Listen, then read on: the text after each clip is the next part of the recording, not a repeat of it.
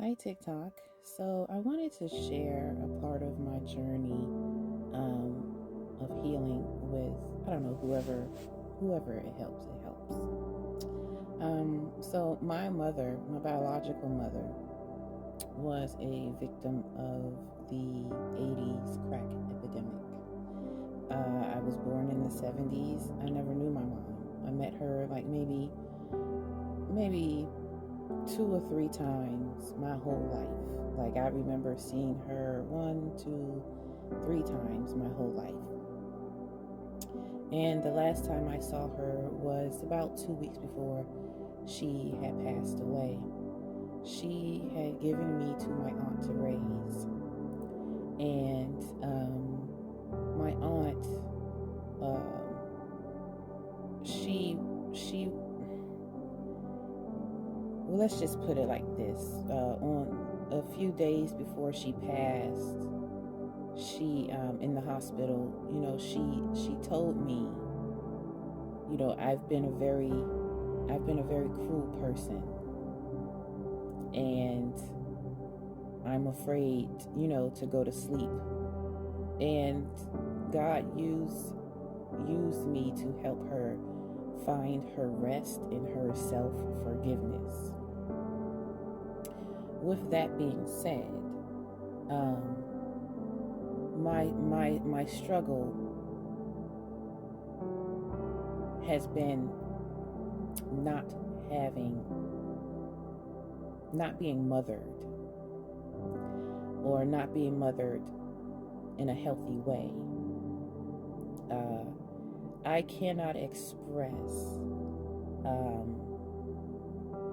the challenge it is to go through life not being mothered or fathered, for that matter. I am 48 years old. I just met my father last year. So I've lived my life being unmothered and unfathered. And every time I met an older woman growing up, or even in my adult life that I connected with, I always tried to cling to her and started seeing her as a mother figure. And it never worked out. I always ended up hurt because she's not my mother, And so it got to the point where I had to start telling myself, whenever I met an older woman who I connected with, she's not my mother. She's not my mother. Don't expect her to mother you. Don't mother, don't cling to her as a mother. She's not your mother. You don't have one, And that was a very painful thing to go through. But I have been processing this my whole life. And I realized this week that this is something that I'm going to have to process with my whole life. Not being mothered or fathered properly is a lifetime healing process. And I do not think that I will fully reach that full healing. I'm also a sexual assault survivor as a child. So think of not being mothered or fathered as being abused, because the healing that is necessary, it takes a lifetime, and it's a cycle. It just goes. You have good days and you have bad days. This week, my ball crying was just kind of reflecting on how I always doubt myself, and I always doubt my decisions that I've made. I've grown to understand that a part of that is not having the mothering and fathering that I needed growing up. To not be daughtered, there's a protection that goes there. There's reassurances that goes to being daughtered or sonned. When somebody calls you daughter, they teach you things. They teach you, generational traditions that can go on. You teach your children, and some of us just didn't have that. And so I spend my life wondering, did I make the right decision? Am I making the wrong decision? It has stifled me so much. I cannot even quantify how stifled I have been. And I just wanted to share this with you because, I'm not crying now, but yesterday I was a ball of mess. But in my ball of mess, I had, God had to show me that this is why you constantly doubt yourself.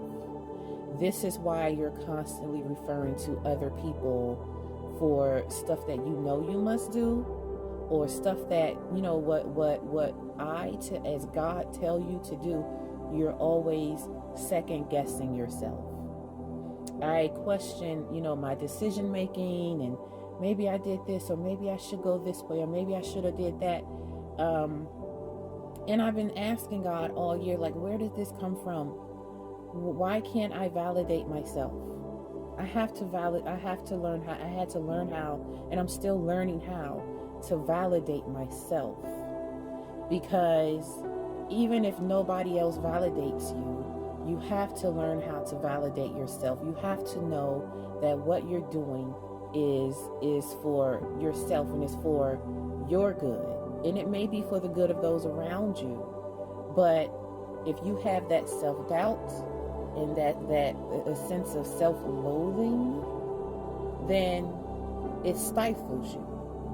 And so I just wanted to share that with, those of us who have not been properly mothered, or who have not been properly fathered, that we must find our healing. We have to dig deep. We have to go in deep, because we have been stifled. I will never forgive, Ronald Reagan for bringing all those damn drugs into this country. And we all know he did it. And they put it in the black community. And it took my mother away from me. And I wonder about her so much. And there's nobody to answer my questions. There's so many secrets in my family that there are just questions that I will never get answered. And that's devastating for a person who is trying to heal. But you have to find your healing even if you don't have the answers. You have to understand that you have been challenged with making decisions that you have never been taught how to do. I've just been winging it in life, and I've done pretty well for myself. And so that's where I get my validation from. I'm learning to get my validation from looking back at what I have done and seeing the results. And 9 times out of 10, whenever I had set out to do something, I've had positive results, thank God. But there are some really negative things that I have done. And I now understand that my confidence wasn't there, and my self-validation wasn't there. And so I just wanted to share this with those of us who have been unmothered and unfathered. If Spirit called me daughter yesterday, and it just sent tears. I mean, I just wailed. I wailed. And that's when I began to realize, like, I have not been properly daughter. I was not taught what I needed to know. I had to figure it out on my own. And even raising children, I have to teach them what I'm still learning. And just the amazement of seeing how they are doing so much better than what I was doing at that age. So it's worth it. Just keep fighting, keep moving forward. If you have been, improperly mothered, improperly fathered, look back on the things that you have accomplished and the decisions that you have made, and validate yourself, and use that as a way to gauge how, we have to mother ourselves at this point. And you can do it. We can do it. Just look back on the things that you have done.